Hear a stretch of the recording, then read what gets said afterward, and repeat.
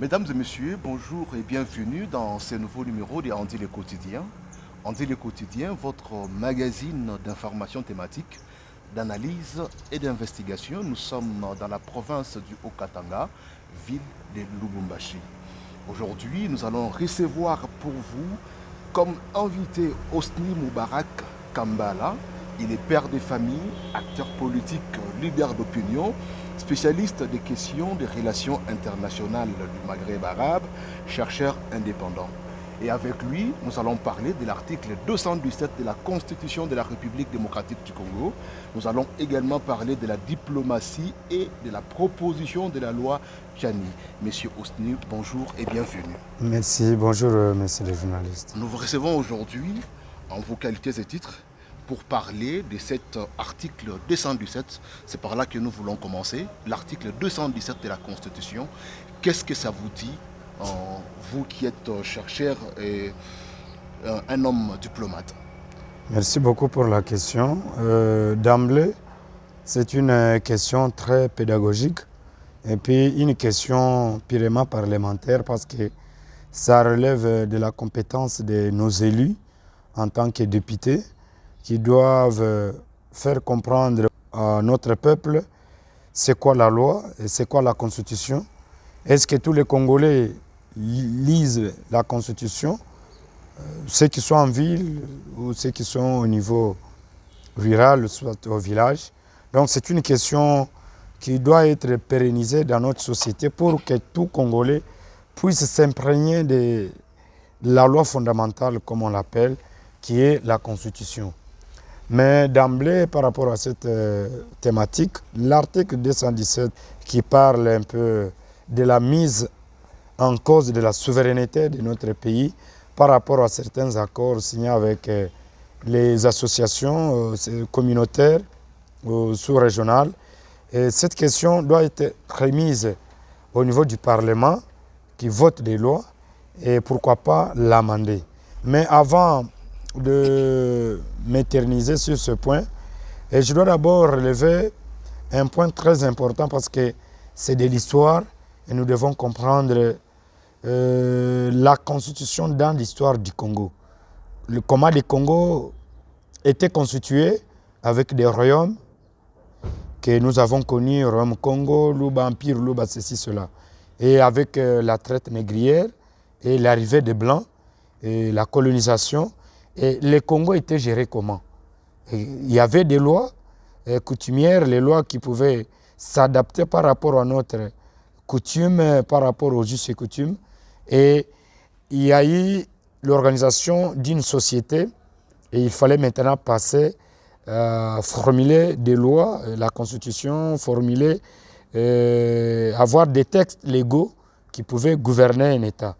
Mais je dois le dire comme j'ai l'habitude de le dire, que le Congo est une construction.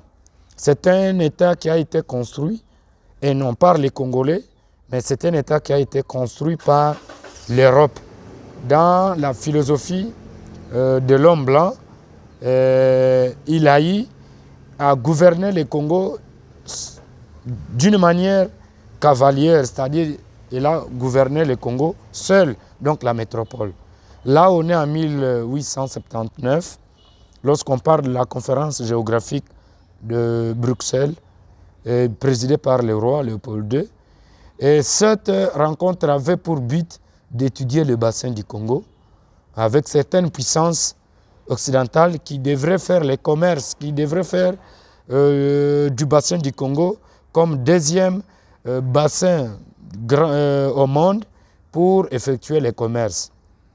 Et dans cette configuration, tous les navires étrangers, c'est-à-dire les bateaux de toutes les grandes puissances, France, Portugal, devraient transiter par le bassin du Congo. C'est ainsi qu'il y a eu cette conférence.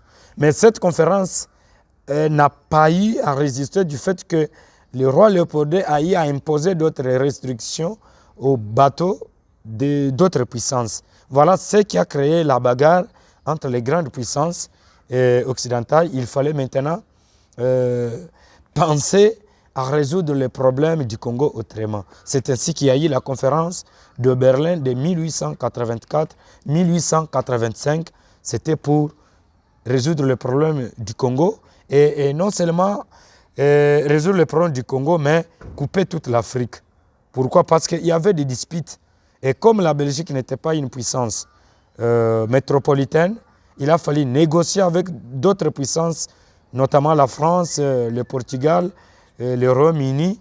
Et voilà comment l'Afrique a été divisée.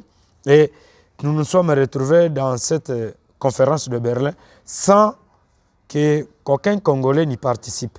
Pour dire qu'on est allé diviser l'Afrique sans le consentement des Africains, sans même la présence des Congolais. Et c'est comme ça que l'État indépendant du Congo est né en 1884-1885. Mais avant l'EIC, c'était l'AIA, Association internationale africaine. Et c'est ainsi, pendant la conférence de Berlin, il y a eu ce qu'on a appelé AIC, Association internationale du Congo. Et dans cette configuration, les Belges sont allés pour défendre le territoire qui devrait quand même au moins coloniser.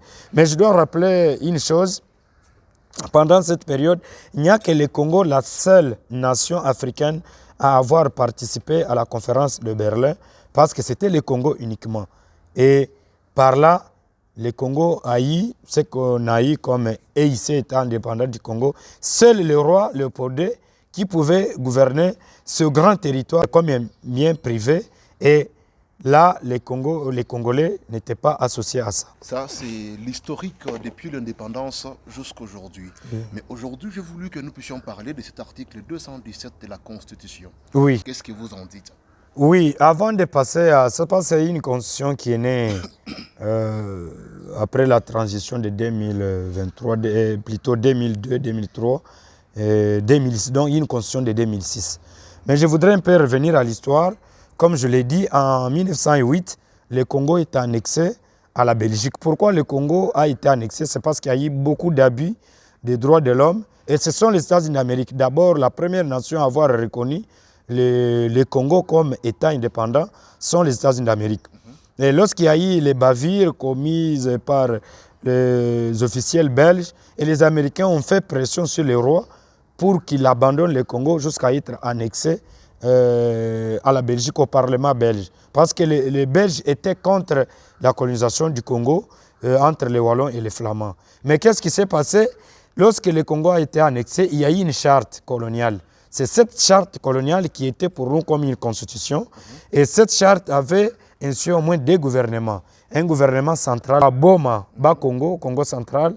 Lorsque nous sommes devenus État indépendant du Congo, la capitale Vivi, et un gouvernement à Bruxelles. Donc le Congo était gouverné à partir de Bruxelles. Et du fait que même le roi Léopold II n'a jamais vu le Grand Congo qu'il avait gouverné. Alors, là nous sommes en 1908. Jusqu'à l'indépendance, c'était en 1958 qu'il y a eu la loi fondamentale, la loi qui nous a permis d'aller à l'indépendance. Mais je dois vous dire, messieurs les journalistes, nous sommes à l'indépendance, nous avons eu l'indépendance d'une manière catastrophique, pas par la volonté des Belges, mais par des pressions étrangères et certaines élites. La révolution de la population congolaise à l'époque. Oui, mais il y avait aussi les mouvements africains. Et Lumumba était parti à la conférence d'Accra de 1955. C'était pour participer à cette conférence. Beaucoup de leaders, il y avait un mouvement du tiers-monde qui devrait réclamer l'indépendance des pays africains. Alors, nous accédons à l'indépendance, nous n'avons pas la constitution. Le Congo accède à l'indépendance avec la loi belge de 1958. Et voilà la raison pour laquelle, 5 jours après l'indépendance, le pays s'est effondré dans une confusion totale. Et du fait qu'on n'avait pas une loi fondamentale qui pouvait nous gouverner, parce que les Belges étaient restés dans les fonctions, et il y a eu sécession katangaise, kassaïenne, ça et là. Et 4 ans après, le Congo n'avait pas une constitution. Voilà, en 1964, le Congo a eu la première constitution dite de Lulwabourg. Mais cette constitution aussi avait eu beaucoup de problèmes. Il a eu même accordé la nationalité parce qu'il disait est congolais, tout celui dont l'un de ses arrière-grands-parents était sur le sol congolais avant l'indépendance. Et vous allez comprendre qu'il y avait beaucoup d'étrangers sur le sol congolais qui ont eu cette nationalité partant de cette constitution. Entre autres, les Rwandais, les Burundais. Et voilà, les qui sont arrivés sur le sol congolais. Les Belges aussi. Et oui, sur le sol congolais depuis 1933. Ils ont eu cette indépendance dans cette configuration. Et puis, 4 ans après, la constitution de Louabourg, ça n'a pas marché avec la prise du pouvoir par Marshal Mobutu. Il a aussi modifié cette constitution. Et là, je vous ramène à la loi de 1972, parce que c'est en 71, au nom de l'amitié que vous venez de dire, au nom de l'amitié, c'est le maréchal Mobutu qui a ouvert la porte des bonheurs aux Rwandais, en leur accordant aussi même la nationalité zaïroise. Là, on est en 1971, lorsque Mobutu nomme son directeur de cabinet qu'on appelle Barthélemy Sengimana, qui était le porte-parole même des ressortissants rwandais au campus de Lubumbashi. Et son directeur de cabinet, cette loi avait accordé la nationalité zaïroise aux Burundais, aux Rwandais et d'autres, pourquoi pas, aux Ougandais. Et cette loi laxiste, et beaucoup de Rwandais haïssent la nationalité zaïroise dans cette configuration. Et là, nous sommes en 97, 90, d'ailleurs, la fin de la guerre froide, Mobutu était déjà affaibli. Il fallait la conférence nationale souveraine et il fallait organiser les élections. Et la transition la plus longue du monde, de 90 jusqu'à 97, aucune issue n'a été trouvée. Et la conférence nationale souveraine s'est séparée à quai de poisson. Laurent Désiré Kabila est venu s'interposer, il a mis tout le monde à côté, il a pris le pouvoir dans une confusion totale, toujours au niveau du Rwanda et de l'Ouganda. Et paix à son âme, il est parti. Le nouveau président est arrivé, Joseph Kabila Kabange, qui est le premier président honoraire en vie dans notre pays. Il a fait ce qu'il pouvait faire, mais englouti par des rébellions d'une manière ou d'une autre, et il fallait passer encore à une autre transition de 2001 ou de 2000 jusqu'en 2006 pour avoir les élections. Il fallait maintenant avoir une constitution. Et dans cette configuration de psychose, de rébellion, il fallait passer à la transition, passer au référendum, avoir une constitution. Et après, on a intégré la transition qui a intégré les seigneurs de guerre, les rebelles, et on a eu un gouvernement de 1 plus 4, composé de 4 présidents, donc un président avec 4 vice-présidents.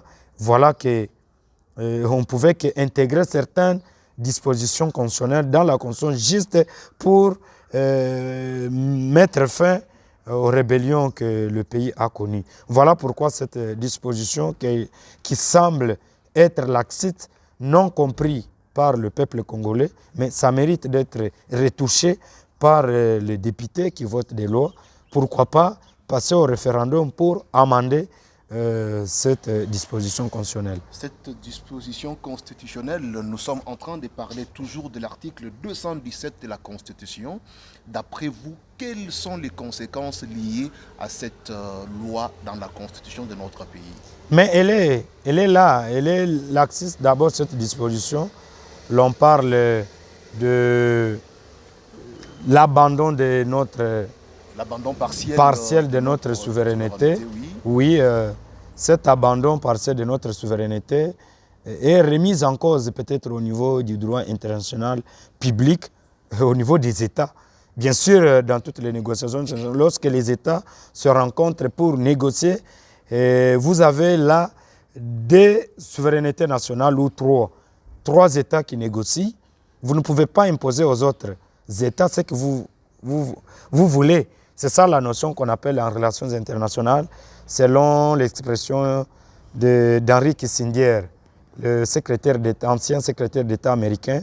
Il a dit qu'il y a la notion de ce qu'on appelle l'extraterritorialité. Et c'est par là que certains États cherchent, pour convaincre leurs partenaires, et céder une partie de sa souveraineté dans la négociation, parce que des lois internationales priment sur des lois internes. Mais néanmoins, je vous dis que la constitution du pays comment on l'appelle, elle est souple, elle n'est pas rigide. Quand la constitution est souple, c'est-à-dire on peut toutefois l'amender lorsque certains articles ne sont pas compris par le public. Je vous dis même la charte américaine a été amendée par le Congrès américain. Je pense avec l'ancien président qui était l'homme le plus populaire des États-Unis d'Amérique, c'est Franklin Roosevelt.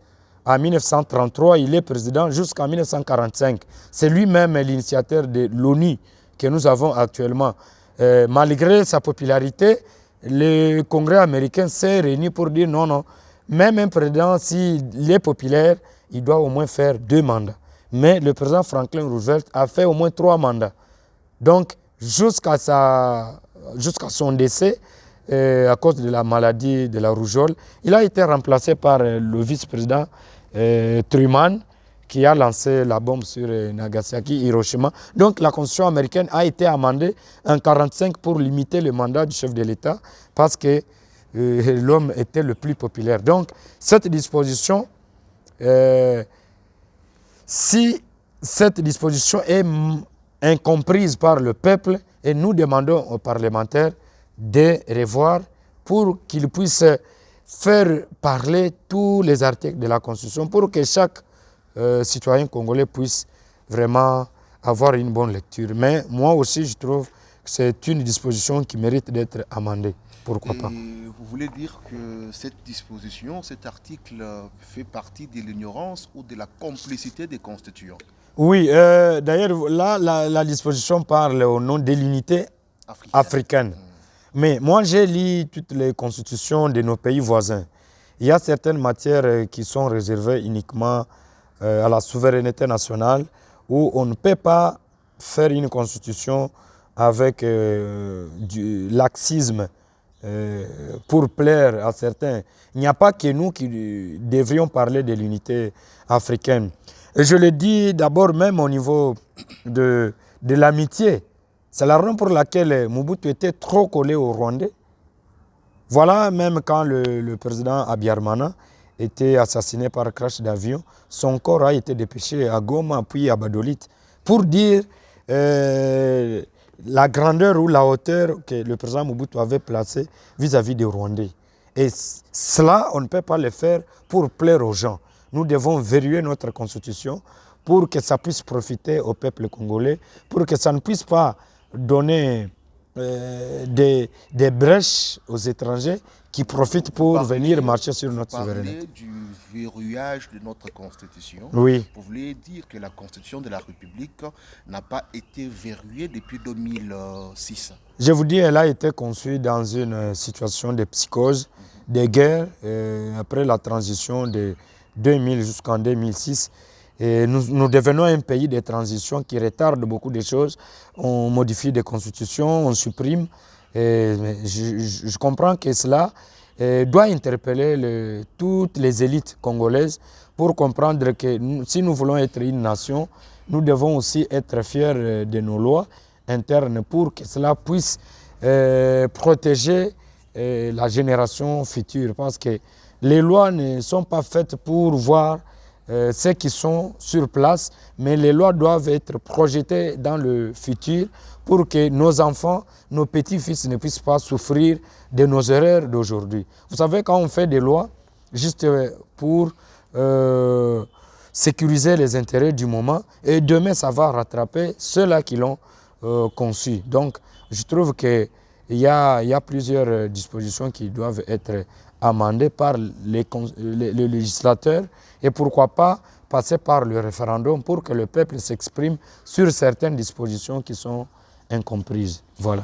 Mesdames et messieurs, vous êtes en train de suivre Andi le quotidien. Andi le quotidien, c'est votre magazine d'information thématique d'analyse et d'investigation. Nous sommes dans la province du Haut-Katanga, ville de Lubumbashi. Comme invité aujourd'hui, Hosni Moubarak, il est père de famille, acteur politique, leader d'opinion.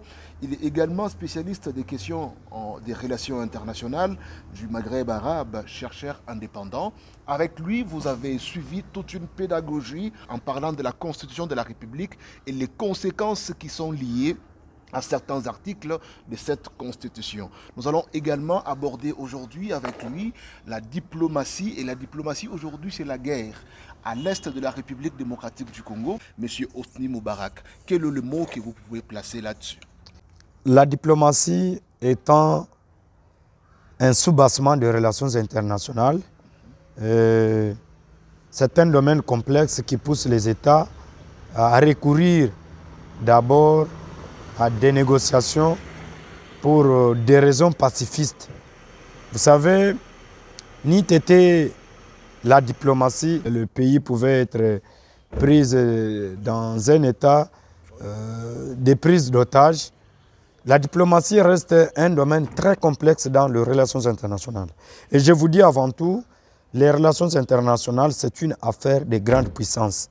Parce que les relations internationales, donc la diplomatie, la guerre sont au cœur de relations internationales. Ce sont même des vocabulaires qui fondent les relations internationales après, depuis d'ailleurs la conférence de Yalta, et la conférence, le traité de Versailles, créant la Société des Nations en 1919.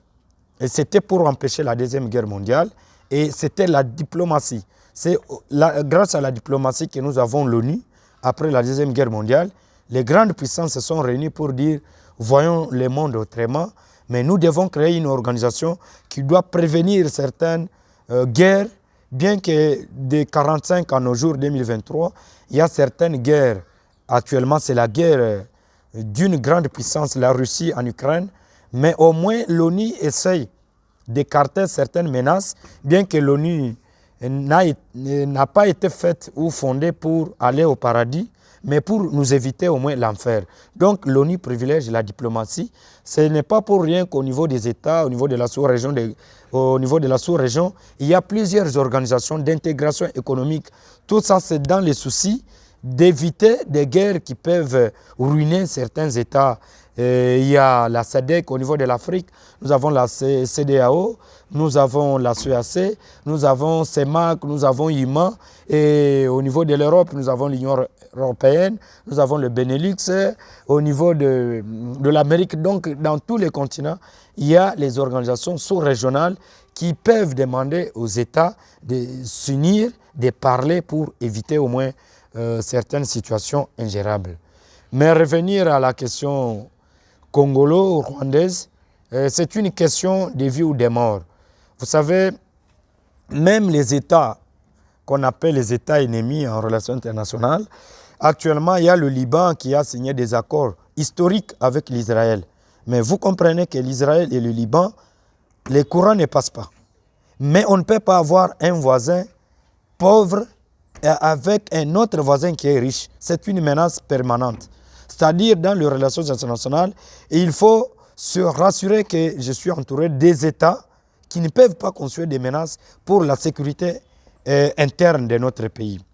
La question du Rwanda qui a été traitée sous le président Bill Clinton, après l'échec des États-Unis d'Amérique à Mogadiscio, en Somalie, il y a eu 18 Américains qui ont été abattus par les Shebabs, les voyous de Somalie.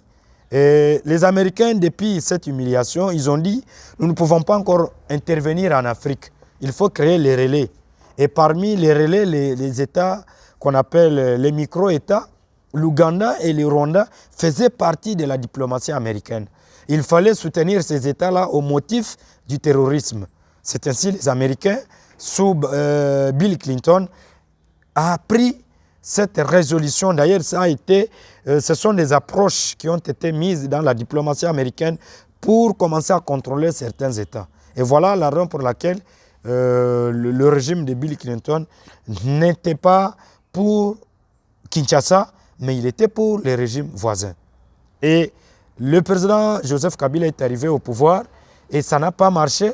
C'était George Bush qui avait compris au moins Kinshasa, et il y a eu des efforts diplomatiques qui ont été faits, et les Américains ont eu à s'adapter autrement. Bush est parti, Trump est arrivé, et plutôt Obama, ça n'a pas marché avec le pouvoir de Kinshasa, parce que ce n'était pas une priorité pour eux. Ce n'était pas une priorité. Kinshasa n'était pas une priorité dans la diplomatie américaine. Voilà pourquoi les États-Unis d'Amérique, ils ont dit la question du Congo est une question européenne, pas américaine. Parce que la question du Congo est traitée au niveau de l'Union européenne et non au niveau des États-Unis d'Amérique. Et voilà que le Rwanda, habitué à cette approche américaine, il s'est contenté, bon voilà, je dois aussi menacer le régime de Félix Antoine. Et voilà la raison pour laquelle il est allé, le président de la République est allé maintes fois au Rwanda. C'était pour parler du Congo, parler de la diplomatie. Et pour eux, ils pensaient que non, voilà, nous avons affaire à une personnalité qu'on doit rouler par terre. Nous allons maintenant imposer notre hégémonie. Oubliant qu'actuellement, nous vivons dans un monde qu'on appelle multipolaire, où toutes les nations, la donne a déjà changé. Le président Félix a parlé du Congo, il a dénoncé partout où il passe, il parle du Rwanda, il parle du Rwanda. N'oubliez pas que jusqu'à présent, aucun pays membre du Conseil de sécurité de l'ONU n'a eu l'occasion de condamner ou de prononcer le mot agression. Depuis Laurent Désiré Kabila jusqu'à présent, aucune puissance n'a jamais prononcé le mot agression. Et pourquoi on ne condamne pas? Parce qu'ils savent ce qu'ils font avec les multinationales qui ont leur siège à Kigali, qui transforment l'or. Et il fallait encourager les seigneurs de guerre à l'est du pays pour bien piller les ressources naturelles et mettre un régime faible à Kinshasa et maintenir l'hégémonie du Rwanda sur le Congo. Et il faut toujours aller sur l'approche diplomatique parce que sur le plan militaire, le Congo va sortir perdant. Voilà un peu ce que je peux vous parler à ce niveau-là. J'ai une petite question. Pouvez-vous établir les conséquences et les bienfaits de la diplomatie? Oui, les bienfaits d'abord de la diplomatie, c'est parce que le Congo existe.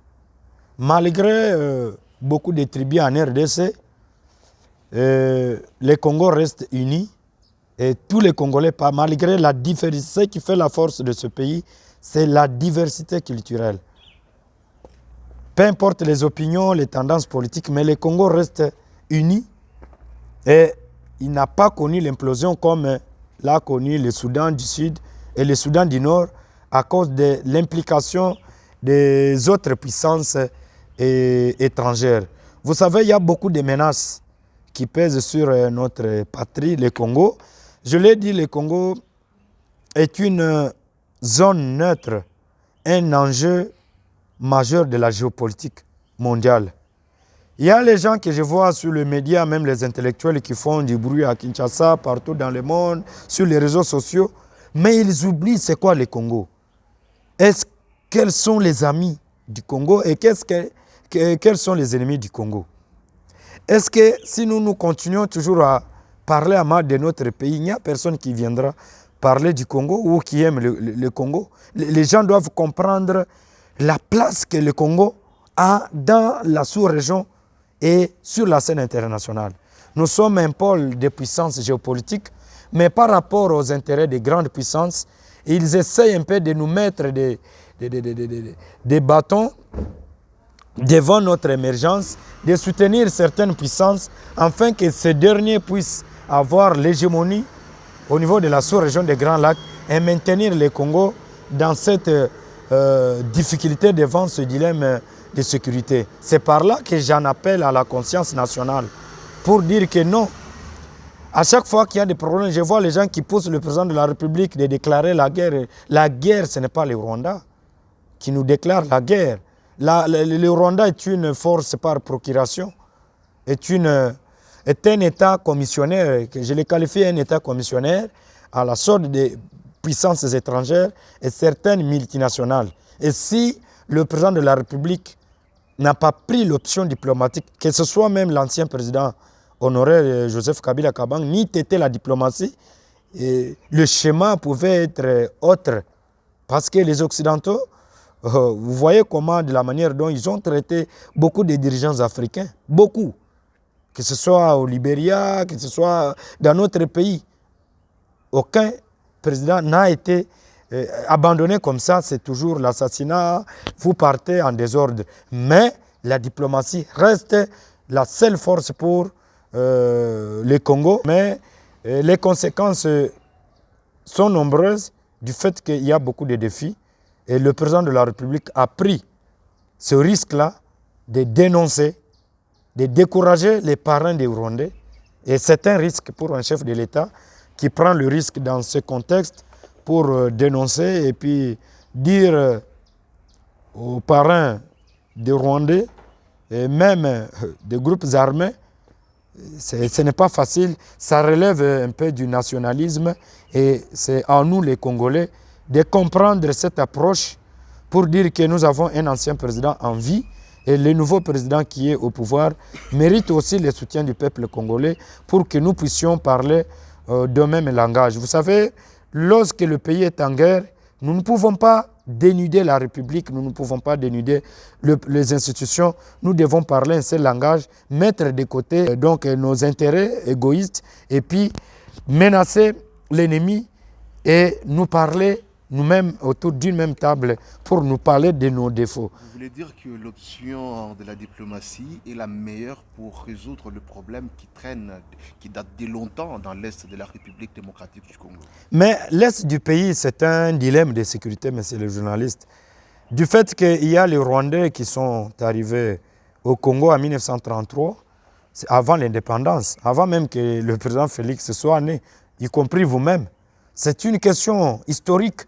Ce n'est pas pour rien que beaucoup de gens ignorent que le Congo, le Rwanda, le Burundi étaient des colonies belges.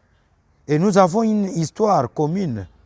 Ce n'est pas pour rien que l'université de Lubumbashi a été fondée, créée. C'était pour rassembler les étudiants burundais, rwandais et congolais.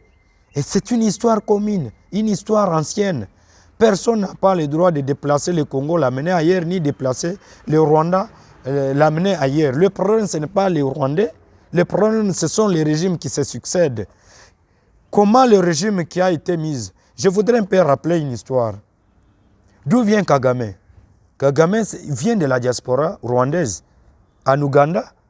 Aujourd'hui, s'il y a les régimes stables en Ouganda, à Kampala et à Kigali, c'est la Tanzanie. C'est la Tanzanie qui est le pays qui a donné de la stabilité à ce pays parce que Museveni était de la diaspora ougandaise en Tanzanie. Et il a quitté de là, il a renversé le régime dirigé par un musulman. Et puis, il a pris le pouvoir avec le concours de Paul Kagame qui vivait à cette époque au Rwanda depuis son enfance. Et une fois arrivé là-bas, ils ont pris le pouvoir. Kagame lui-même était dans le service de renseignement ougandais avec James Kabarebe. Vous savez, vous avez eu un chef d'état-major qui a travaillé dans l'armée congolaise, mais qui a travaillé dans 3 pays, l'Ouganda, le Congo et le Rwanda. Il s'appelle James Kabarebe, qui était chef d'état-major en RDC. Donc il maîtrise bien le service de renseignement de notre pays.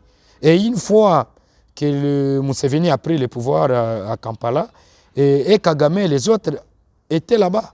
Et directement, il fallait, les Ougandais mécontents, ils ont commencé à menacer Museveni. C'est ainsi que Museveni a demandé aux Rwandais et Kagame, non, je dois aussi vous aider à prendre le pouvoir chez vous.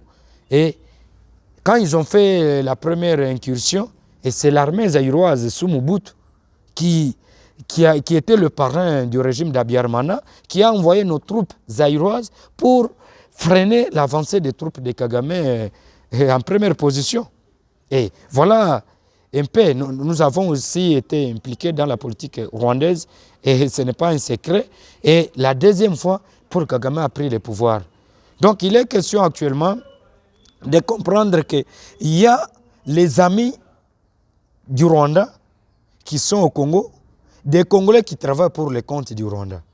Pourquoi pas nous aussi, Congolais, avoir des amis au Rwanda qui vivent au Rwanda, mais qui travaillent pour les comptes du Congo, de la RDC. C'est ça même le renseignement, chers journalistes. Vous savez, dans le service de renseignement russe, KGB, vous allez trouver toutes les nationalités.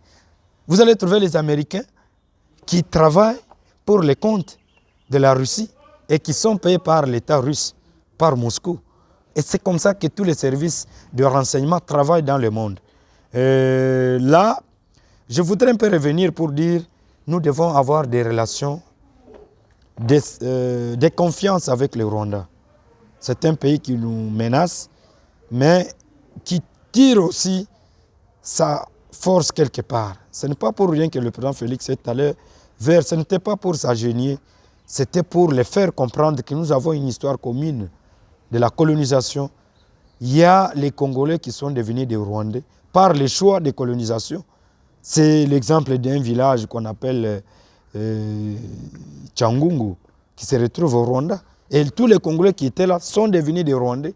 Il y a des Rwandais qui vivent avec nous ici pendant plusieurs siècles. Vous l'avez annoncé vous-même. Parlons, profitez-en pour parler de la loi Tchani. Cette proposition de loi, le monsieur lui-même se bat pour que cette loi puisse passer au Parlement congolais. Qu'est-ce que vous pouvez dire? C'est quoi votre communication par rapport à cette proposition de loi proposée par le professeur Noël Tchani? Oui, merci beaucoup.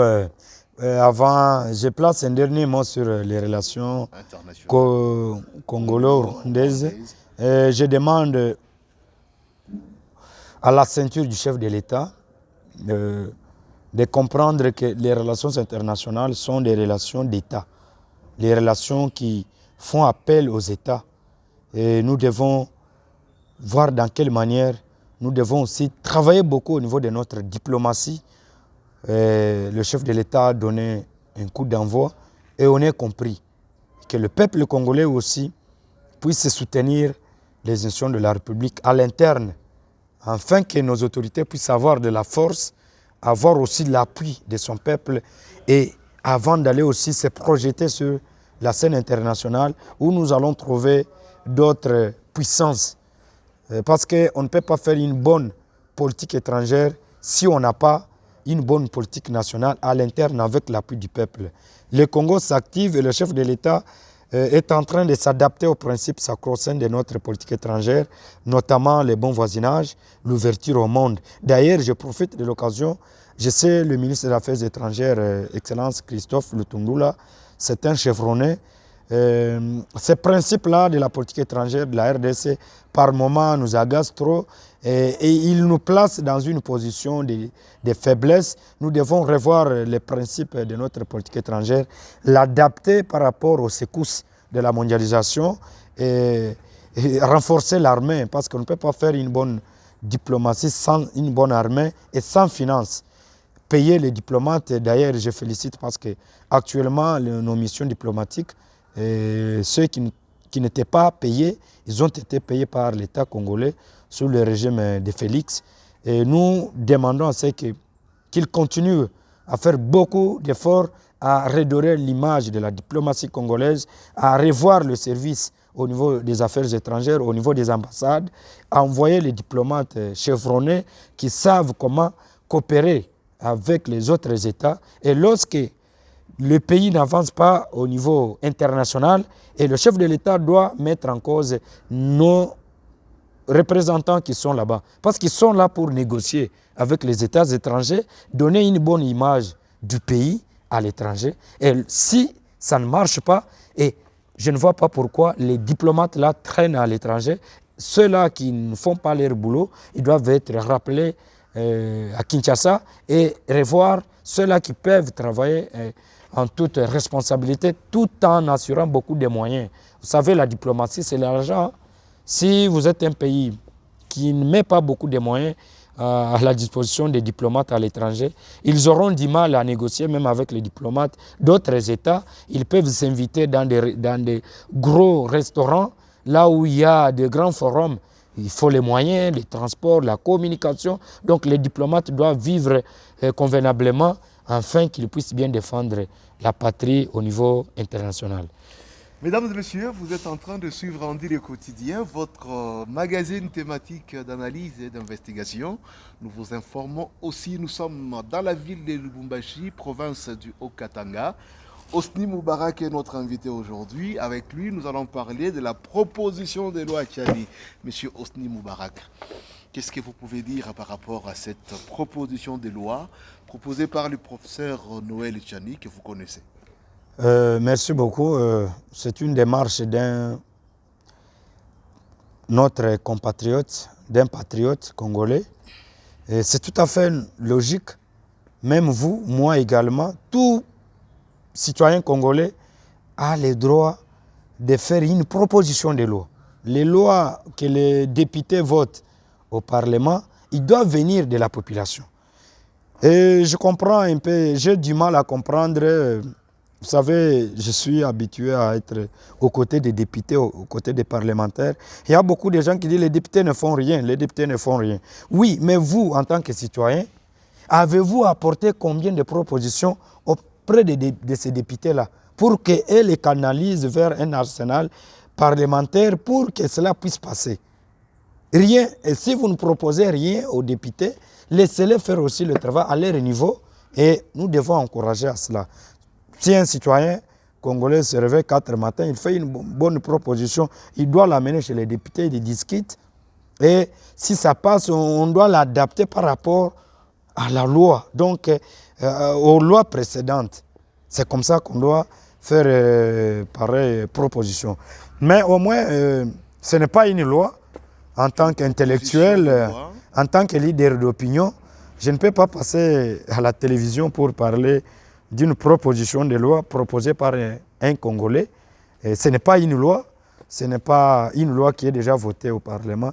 Donc, c'est une proposition de loi. Tout comme vous pouvez aussi faire une proposition de loi qui peut passer par le canal officiel pour qu'il soit au moins adopté. Voilà, c'est une proposition de loi proposée par un Congolais, Noël Tchani, le professeur. Mais quelles sont les conséquences liées à cette proposition de loi? Si elle arrivait à être votée au Parlement congolais, quelles sont les conséquences qui sont liées à cette proposition? D'ailleurs, seuls les députés qui ont cette possibilité, parce que vous savez, nous sommes dans une démocratie indirecte, où le peuple a déjà cédé une partie de sa souveraineté aux élus. Donc, seuls les députés qui parlent, qui doivent parler au nom du souverain premier. Et si cette proposition de loi n'a pas encore fait un débat au Parlement, n'a pas été alignée à la plénière, adoptée pour qu'elle devienne une loi, moi je trouve qu'il y a une guerre des nerfs sur les réseaux sociaux parce que ce n'est pas encore passé par le canal officiel. Néanmoins, vous savez, monsieur le journaliste, je me rappelle de ce que Laurent Désiré Kabila, paix à son âme, ce grand président de la République a connu notre pays. Il disait que ce n'est pas par les armes qu'on devient congolais, mais c'est par le respect de la loi. Bon, il y a même des Congolais qui se disent des pères et des mères, mais qui ne respectent pas nos lois. Ce ne sont pas des Congolais. J'ai toujours respecté ce principe-là. Par rapport à la difficulté, la congolité, c'est quoi cette histoire-là? Parce que il y a plusieurs canaux qui poussent à un individu d'accueillir la nationalité congolaise. Vous savez, on devient congolais par option, par adoption, par présomption de la loi. On devient congolais par naturalisation. On devient congolais par jus solis, jus sanguinis. Donc on devient congolais par plusieurs canaux. Alors, aux parlementaires d'évaluer, au moins, la nationalité congolaise n'est pas vraiment sécurisée. Elle n'est pas sécurisée. Mais cette loi-là, si on dit, cette proposition-là, je ne dis pas la loi, cette proposition qui va à ce que pour accéder à la présidence, il faut un président, un Congolais, des pères et des mères congolaises. Mais pourquoi ça fait un débat sur les réseaux sociaux? Puisque ça écarte d'autres personnes. Moi, je trouve que c'est un faux débat. En tant qu'internationaliste, il y a eu l'histoire du monde, l'histoire, les grands chevronnés de la diplomatie qui ont fait les noms dans ce monde viennent d'autres cieux. Le président Kennedy n'était pas américain, il était devenu président des États-Unis d'Amérique. Même Henry Kissinger, à qui j'ai l'habitude de lire, l'ex-secrétaire d'État américain, il n'était pas américain, ce sont des Européens. Ils se sont retrouvés en Amérique et ils sont devenus. Vous savez, il ne fallait pas commencer à emporter les gens sur les réseaux sociaux pour commencer à perdre notre peuple et son avenir. Dans quelle manière? Dans le sens de dire que pour défendre ce grand Congo, au cœur des enjeux géopolitiques, cette question de congolité, il y a les Congolais. Vous savez, même pendant la traite négrière, il y a eu les Congolais qui vendaient leurs propres frères congolais. Mais c'est un crime. Et personne n'en parle. Personne ne fait même pas allusion à ça. C'est regrettable. Mais par rapport à ça, j'ai toujours apprécié le ministre des Affaires étrangères russe, Lavrov, qui est un Arménien, mais qui pilote la diplomatie russe. Et il défend la Russie. Vous sentez qu'il a le nationalisme. Ce qui compte, c'est le nationalisme, aimer le pays, peu importe ce que nous sommes. Et le pays peut avancer dans ce sens. Vous savez, je me rappelle de l'histoire de Che Guevara. Vous le connaissez? C'est un révolutionnaire. Vous connaissez sa nationalité? C'est un Argentin. Mais il était même ici à Kinshasa, aux côtés de Laurent Désiré Kabila. Il est venu l'accompagner dans sa lutte de la révolution. Che Guevara est allé défendre le Kiba de Fidel Castro. Ils ont même parvenu, ils ont eu la chance de faire tomber le régime pro-américain de Batista. Et Che Guevara est devenu même un citoyen cubain, a occupé même les postes dans le gouvernement cubain. Donc c'est pour vous dire qu'il y a eu les gens qui ont défendu le pays, mais qui ne sont pas de la nationalité de ce pays-là. Voilà la raison pour laquelle j'ai évoqué le cas de Che Guevara. Et il est allé même, c'est en Bolivie, je crois, où il est allé mourir. Donc il a fait la révolution, ce n'était pas pour son propre pays, mais il a fait la révolution pour plusieurs pays dans le monde. Et il était venu aussi à Kinshasa pour une cause noble. Dire que le peuple congolais aussi, c'est un peuple qui demande une révolution, ça mérite d'être accompagné. Ça, c'est de un. De deux, vous savez, la migration africaine a eu aussi de l'impact sur le plan de la sociologie africaine. Vous comprenez? Lorsque l'Afrique a été découpée, a été divisée, on n'avait pas tenu compte des réalités traditionnelles. Et le peuple qui pouvait se retrouver en Zambie, vous êtes des Congolais, vous êtes au Cameroun, vous vous retrouvez là-bas. Donc l'Afrique a été découpée à la conférence de Berlin en 1884-1985 d'une manière abusive, sans tenir compte des réalités sociologiques des Africains. Et la migration bantou aussi a fait beaucoup sur le plan sociologique en Afrique et surtout au Congo.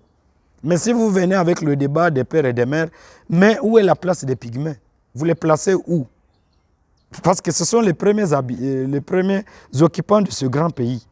Et les Bantous, l'histoire, c'est l'Afrique de l'Ouest, c'est le désert, c'est le Sahel.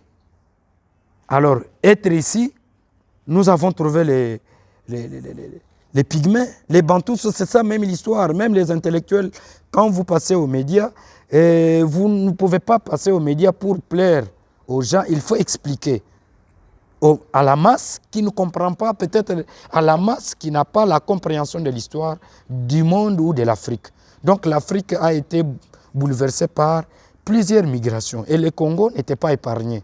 Et nous sommes nés avec plusieurs segments sociologiques. Voilà ce qui fait que les gens disent non, de tels postes on doit donner aux Congolais des pères et des mères. Moi je trouve que c'est un faux débat. Il faut donner ces postes-là aux pygmées qui sont les premiers occupants du Congo. Voilà. Très bien, mesdames et messieurs, nous sommes arrivés à la fin de cette émission, nous sommes arrivés à la fin de notre magazine d'aujourd'hui, Andy le quotidien, avec le plaisir de recevoir pour vous Monsieur Hosni Moubarak. Il est père de famille, acteur politique, leader d'opinion, spécialiste des questions des relations internationales. Il est également chercheur indépendant. Monsieur Moubarak, c'était un plaisir de vous recevoir aujourd'hui. C'est quoi votre dernier mot? Mon dernier mot, c'est le Congo, d'abord. Vous savez, nous n'avons pas encore atteint la notion qu'on appelle l'État-nation. Nous sommes encore au niveau des tribus, au niveau des leaders. Et actuellement, les partis politiques dépassent même le nombre de nos tribus. Et ça crée encore un embouteillage, ça crée des conflits. Parce que chaque leader doit se reconnaître d'une tribu ou d'une autre. Et ça va encore créer des conflits inutiles dans la population. Si aujourd'hui, nous allons vers les élections, j'en appelle à la conscience, au patriotisme, au nationalisme. Lumumba nous a laissé ce pays. À leur époque, ils ne se sont pas entendus. Voilà pourquoi, même dans son gouvernement, certains leaders ont été exclus. Quand il avait exclu sur le cas de Moïse Tshombe, qui n'était pas dans le gouvernement Lumumba, et voilà ce que ça a créé. Nous voulons au moins une cohésion nationale, et nous voulons un message de paix. Nous allons vers les élections et le monde entier nous regarde. Prenons notre histoire en main, notre pays en main et nous allons tracer une nouvelle histoire. Que le peuple congolais puisse se souder au niveau des valeurs républicaines. Ceux qui tirent des ficelles pour créer des paniques, créer la haine entre nous-mêmes, le Congo sera toujours dans le cafouillage et ce sont les autres qui viendront maintenant nous donner leurs instructions. J'appelle aux gens d'aller aux élections, de s'enrôler massivement. Que le peuple congolais, qui est le peuple souverain, il doit retrouver sa souveraineté le 30 décembre, je crois, aux urnes, qu'il sanctionne qui il veut. Qu'on ne puisse pas commencer à embrouiller le peuple avant les élections pour les opposer les uns les autres. Et si nous commençons avec cette campagne de diabolisation, de commencer à opposer les leaders contre les autres, à s'exclure automatiquement, cette campagne ne marchera pas et le Congo restera toujours derrière. J'appelle à la conscience des leaders politiques de laisser le peuple congolais dans sa souveraineté, de donner le carton rouge à qui il veut, de choisir le peuple, les dirigeants de son choix. Que le peuple sanctionne, que tout le monde aille aux élections.